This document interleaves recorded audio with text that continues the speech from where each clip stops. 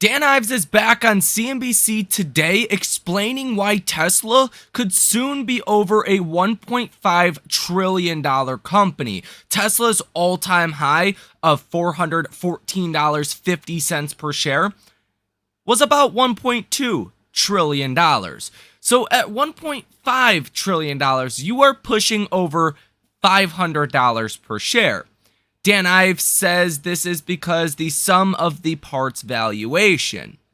This could become more important after this next earnings call, and this could obviously fuel a lot of upside in the short term as well as the long term for Tesla stock. As I am currently looking at Tesla, you're at about $279 per share. That's far off $500 per share. We are also going to take a look at some of the option positioning as well as the short position. I'm sure you guys know the short position is at the highest level that you have seen in over 2 years for Tesla, but you're also getting some very bullish option positioning. And we'll take a look at the next few option expirations, specifically July 21st. That's going to be the week of Tesla earnings, and see what could potentially happen with the stock based on a potential gamma squeeze. So, let's get into it. Before we do, if you like to make money and you want to make more money, if you want to reach financial freedom as quickly as possible, or just stay up to date with everything happening in the markets as well as Tesla on a day-by-day basis, hit the like button, subscribe to the channel, and source your comments, questions, or concerns down below in the comment section. Is there something you want to hear a video on? Is there something I missed in this video? What is your take on all of this information? Let me know down below in the comment section. Let's bring in Dan Ives, of course, of Wedbush Securities, a frequent guest for that seat right there. Love the green pants. Thank you. Sorry we can't get those fully on camera. But let's start off with what you've been talking about. You've been very bullish on Tesla. You've been right, Dan. What do you make of the deliveries? I think this was it was a jaw dropper relative to many expecting softness. I think those price cuts, that was the poker move that they really needed to make to put an iron fence around their install base. China, I think that's really ultimately the catalyst. And this for the bulls, I think this is really an inflection point. It feels like right now they're just getting stronger. And in terms of electric vehicles, it's Tesla's world. Everyone else paying rent. But, you know, the point Mike and Phil both made is we're still really at 1.8 million for the year, which is where we started. Estimates for the company have actually come down. So has this actually been the reason the stock has added, or the company's added 400 billion in market cap? And if not, what then? And is it justified? Yeah, and obviously great points that they make. But I think what this has really been, it's about the AWS moment, the supercharger. That's really what changed everything. In terms, I think investors now are starting to realize the sum of the parts of this story is starting to get realized. And even though the next quarter or two, margins will trough out in terms of, I think ultimately expand to Q4 in next year. But the supercharger, batteries, and of course AI. I think right now, not given credit from an AI perspective, which is why now you can maybe start to rationalize, is this $1.5 trillion or higher? As this all plays out in terms of the Tesla story. Well, I mean, I guess we should mention it did trade at 1.2 trillion once. It went from 1.2 to 400 billion. So it lost 800 billion. It's regained half of it, essentially, over the last couple of years. But again, I keep coming back to this idea. If it is this huge open-ended, AI play, they're going to be the mobility utility for the world, and it's a software company, great. Why should I care about $10,000 upside for units in a quarter? If that's the context, then why are we trading 6% higher on a roughly as expected number? And you say bears should go into hibernation. I don't think they are. Bernstein here, $150 price target. We struggle to justify the rally in fundamental terms. The clearest sentiment catalysts have been market perception of Tesla as an AI company, as well as Tesla's charging standard becoming the de facto standard in North America. Neither appear financially material to Tesla. Look, for the bears, I mean, they hate it at 20 billion, 50 billion, 100 billion, and where it is today. They're always going to have that view. My view is this is just a transformational growth company. It obviously went through issue in terms of the price war, but now that's ultimately that whole, they're playing chess, others are playing checkers, it's paid off. Margins are troughing, and investors now are starting to realize that dream scenario as they get through to 2 million units, to 3. Cybertruck comes out later this year, and then that sum of the parts. That's why right now this is just another flex the muscles moment for the bulls. But the bears, they'll continue to yell fire in a crowded theater. But to Mike's point, when does that actually trickle down to the fundamentals? Because if you use kind of that AWS example, perhaps when you can really monetize the supercharger, the AI and all of that, you can keep those prices low and keep volume churning. Is that ultimately kind of what your calculus is? And if so, when do they get there? And it's a great question. I think the other thing is that from a battery perspective, they now could potentially lower costs over the coming years 30 to 50%. You start to factor that through. That's where ultimately, then there's the drum roll to a sub $30,000 vehicle. That's where demand really starts to expand. And this green tidal wave, this $5 trillion green tidal wave that we call that's playing out, it's not just zero-sum game. GM, Ford, others, Rivian, 313 area code is going to be successful doing it. Biggest transformation to the auto industry since 1950s. But this was the quarter. The bears were saying, this is it. They're going to miss the quarter. And ultimately, they go into July 4th with fireworks, as I believe this was an inflection quarter. Now, the sum of the parts valuation that Dan Ives refers to, we've talked about it here on the channel quite a few times. It's essentially looking at Amazon and trying to value the company. The legacy business of Amazon is not worth what it's, trading at right now. Amazon's a legacy business, actually loses money a lot of quarters. But AWS is highly profitable. That is why people buy Amazon. Apple, same story. They're profitable on their main business, but their cloud business, their service revenue, is why people invest in Apple and what gives Apple a higher valuation. Dan Ives argues that Tesla's charging network is going to have a separate valuation. Tesla's solar and energy business is going to have a separate valuation. Tesla's selling of vehicles is going to have its separate valuation. And Tesla's autonomy, including the robots that we're going to get hopefully within the next couple of years, is going to have its own valuation as well. So Tesla is far from just a legacy automaker. Tesla has multiple different businesses with all different kinds of profit numbers and growth rates. For an example, the energy storage business with Tesla could end up being as large or larger than their vehicle business. The solar and energy business for Tesla is growing over 150% year over year. Now, when markets are forward-looking, you could argue that with such a high total addressable market being in the trillions and trillions of dollars for all of these different segments of Tesla's business, shouldn't the stock be trading appropriately for that? If you knew that Tesla or any other company was going to become much bigger in the future, well, wouldn't you buy the stock a little bit more expensive now? That's essentially the argument that Dan Ives is making and why Dan Ives thinks Tesla could soon be over $1.5 trillion. This next analyst runs Canacord Upgraded, and they raised their price target today on Tesla from $257 to $293, and he breaks down why they raised their price target. You heard Phil, but you kind of break down the delivery numbers. We got whatever you want to call it, a 10 to 15 or 20,000 unit beat relative to forecast, and we got 50 billion in market cap added this morning, and the stock is almost at your target of 293. So how should we be thinking about the what's already implied in Tesla's market value, and where do you think it can go?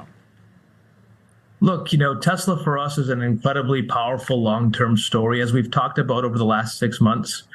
They did something that was pretty smart, in our opinion. They cut prices to stoke unit demand in the hopes of, over time, increasing the penetration of their FSD software. Right now, that FSD software costs $15,000, and we estimate that globally it has about high single-digit penetration rate. Over time, we expect that to get a lot higher, and we're in print saying that we think that the company should probably lower that price from 15,000 to probably something like 10.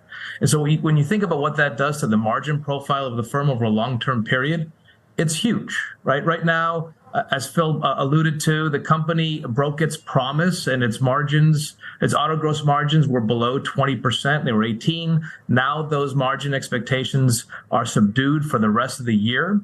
We think there are some tailwinds even in the near term because those price cuts kind of stopped over the last couple of months.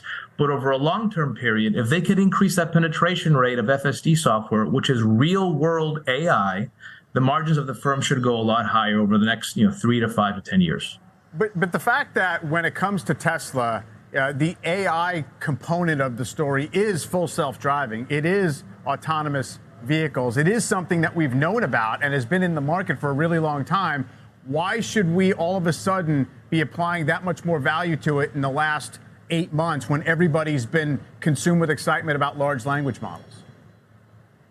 It's a great question. We've known about it, and we seem to be getting a lot closer to this actually hitting the penetration rate that will stoke demand even further. But importantly, I think the stock got to $100, not because people were concerned about AI, but they were concerned about vehicle demand, right? So right now what we've seen is expectations came down quite a bit in the winter of last year. Since that time, Tesla cut prices. It's worked. They've gained unit share. They've got their footing back.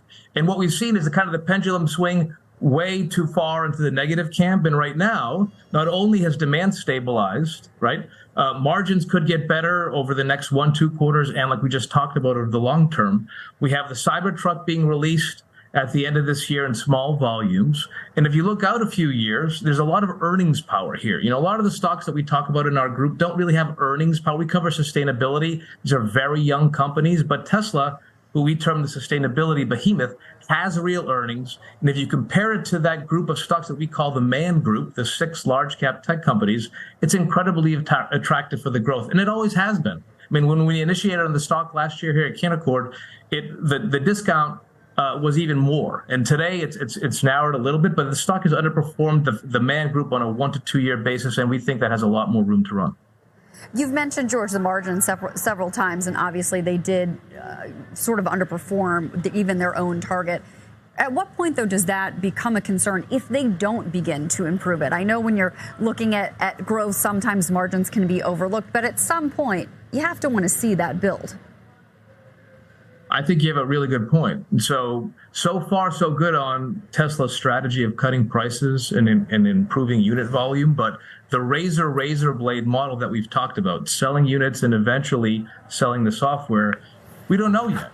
I mean, if it doesn't take off, this AI software, if the FSD software over the next, call it 2-3 years, and they don't get that margin boost, then it wouldn't have been as successful. We think it will. We think it adds a lot of value to consumers and to the world in terms of sustainability. But the jury's still out. We have to see if it happens. We're making the bet that the company has an incredibly powerful software suite, and that penetration rates will go a lot higher over time. Now, if we take a look at the option chain expiring this Friday, you are getting some very bullish positions taken on Tesla. You see all these big green circles? Well, these are the calls. You see how small these red circles are? There is a lot more calls being bought today on Tesla than puts. If you take a look at some of these numbers, for the 290 call, today alone, you've seen volume of 74,000 contracts traded for the 290 call expiring this week. The 280 call seen volume of 105,000. The 280-250 call seen volume of 44,000 contracts. The 285 call seen volume of 73,000 options.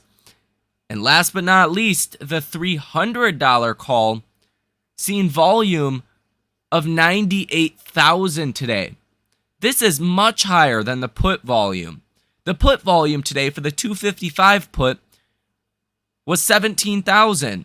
The put volume for the 260 put was 36,000. The volume for the 240 put was 17,000. Not even close to the 100,000 plus that you've seen on a lot of these call strikes today. Same is true for July 14th.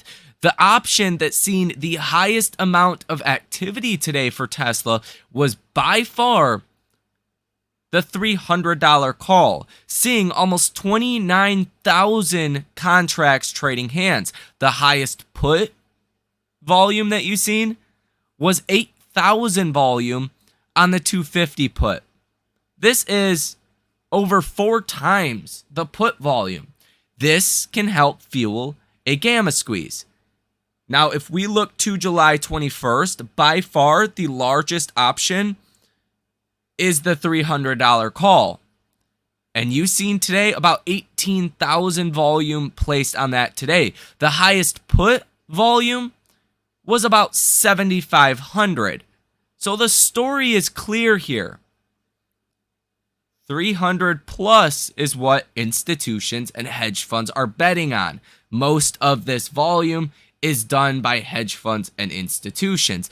Even when you look at the 350 call for July 21st, this is going to be after Tesla's earnings. You currently have 22,000 options held in people's brokerage accounts, and volume today was over 9,000, still higher than any other put that you've seen traded today by about 3,000. So the story's pretty clear here. A gamma squeeze is likely starting, and it probably started today. A gamma squeeze, for anyone that is unfamiliar with what this is essentially where market makers, they take the back end of options. So if you bought a $300 call, well, market makers, they have to give you 300 or shares at $300 per share. 100 shares per one option you buy. Well, it costs a lot of money to go out and buy 100 shares of Tesla. And a lot of people that want to sell these options wouldn't be able to because they're just too much money. There's too much potential risk. So what market makers do, they are the ones that typically about 95% of the time, they sell you the calls so you can buy the calls. But that means market makers have to go out and purchase shares before your strike if Tesla continues to ramp higher. So they would have to go out and buy shares, for an example, at $299.50 per share.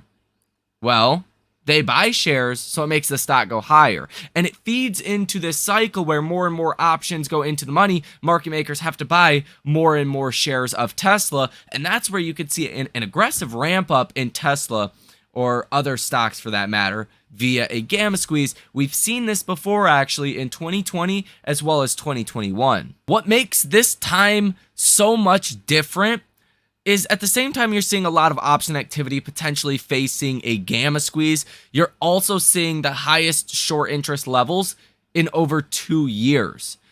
You currently have 96 million shares sold short. You have to go back to July 15th of 2021 to see that many shares sold short. Even as Tesla was crashing down to $100 per share, you did not have this many shares sold short. You started to aggressively ramp up the amount of shares that were sold short during that time, but you're at the highest level today. Mix that with a gamma squeeze, you could see shorts in a lot of trouble very quickly.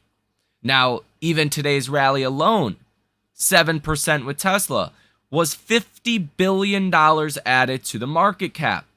This means short sellers lost a couple $1 billion today. That's quite a chunk of money, especially as it looks like Tesla's earnings or margins are going to trough out and start to recover, as Dan Ives thinks, by the end of this year and thus into 2024. Markets will price this in ahead of time if we expect margins to improve, and that scare will be over with. Markets hate uncertainty more than they hate bad news. If the uncertainty about where margins are going to go is gone, that's going to mean some pretty positive things fundamentally for Tesla stock. Research principal analyst. You guys, I just don't see how you can have price targets like this. It just, I guess it's a commentary on the stock and how people feel about Tesla and Elon Musk. I thought I checked the numbers to see if they were right. Ray, you have a buy on Tesla with a $320 price target. Craig, you have an $85 price target. I mean, you guys are looking at this. You're looking at the same thing. Craig, you had a hold too. When did you put that 85 on there? Did you? It was in 2000. When did you put it on there? It's been on for like a year and a half, 2 years right now. I don't remember exactly when I put it on. Your privates are in a vice, man. Craig, aren't they? I mean, aren't you howling in pain, huh? Heck no, man. Heck no, right? The point today is price cuts work, right? There's demand for EVs out there. EVs are something compelling to a tranche of consumers. EVs are inevitable, right? That is the punchline today. But when you step back and you say this 6% move is a $50 billion increase to the market cap, and you look at the market cap of Ford today at just $60 billion, that puts it very clearly in context. Tesla has more than 100 other competing EV models coming to market to compete against their four mainline units. You know, many of those are going to be wildly successful. The same pressure we saw in the back end of last year that brought this thing basically down to 100 is going to build into the end of this year when those models actually launch, and it's going to intensify next year. So the valuation, it's absurd. It's egregiously overvalued. But I get it. It's a consensus long. It's a company that's executing. That's why I don't have a sell rating. I have a neutral rating because I got a lot of levers to throw. Well, right? that's bizarre. Craig, you got an $85 price target. How can you have a?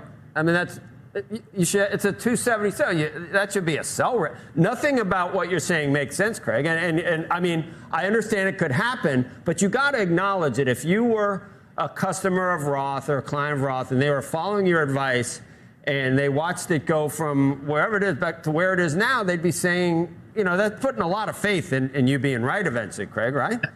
That's not what the institutional investors are saying. That's not what the CIOs of the world are saying. Around 70% of the CIOs out there say there's no way they would buy something like Tesla. You know, the guys that are long Tesla are momentum players, right? They behave a lot like retail in the way they trade things, but they move much faster and have much higher quality information. And many of them don't fundamentally disagree with me at all about the issue back end of the year. Ray, you disagree? Ray, with I think, look, this is a market cap raid, right? There's massive automation, fully integrated supply chain, optimization of government subsidies. There's no other car company that can beat them at this game right now in terms of scale, other than BYD in terms of in China. And so they're taking market share and market cap from all the other players. And so the goal is to get as many vehicles on the road as you can to get their AI out there, get their mapping out there, and ultimately get to self-driving. The end game is not to be just an EV maker. It's multiple business lines that people are betting on, from insurance to self-driving to energy generation and distribution. So cars are just part one. And if I was Craig and I'm looking just at the car side, I'd agree with him. But all the other things on the other end of that raid makes a big difference. And with a $9,500 profit margin to play with versus GM at $2,100 versus Hyundai at $1,000 or Ford at negative $760 per vehicle, they're taking market share and they're taking market cap. So when I put all of these things together, do I think that Tesla's going to head to a $1.5 trillion market cap? I think it's possible. Is that the most likely outcome short term? Probably not. But if margins do improve by the end of this year, if deliveries continue to ramp up and Tesla exceeds their estimates of 1.8 million deliveries, margins improve, the story becomes more optimistic, and maybe we're seeing a backlog at that point. Maybe you're seeing orders that are ramping exponentially due to advertising, due to the release of the Cybertruck and deliveries starting on the Cybertruck. Not to mention the solar and energy business growing expected over 150% year over year. You mix those factors together, by the end of this year, it would not surprise me to see a $1.5 trillion market cap on Tesla. Short term, if earnings are good, over $350 per share, as high as, $420, Elon would love that, is certainly possible with Tesla stock. So that is going to conclude this video. Hopefully you learned something out of it. Hopefully you have a better perspective on the things that are affecting Tesla, possibility of a gamma squeeze, a short squeeze, and better insight on these analyst comments on Tesla today. So that is it. Hit the like button and subscribe to the channel on your way out of this video. If you guys also want to support the channel, you don't have to, but if you haven't done so already, get yourself free stock, link down below in the description of this video with Webull. Sign up, deposit $1, get yourself 15 free stocks, throw a couple free stocks my way. It's a win-win for everyone involved. And if you guys want to come trade with us live in real time, link down below in the description of this video. I put out all of my trades when I make trades, and we, no surprise, had a bullish trade on Tesla. If you want to see that trade, as well as stay up to date with everything going on, link down below in the description of this video. You guys enjoy the rest of your day. Happy 4th of July, and I will see you in the next one.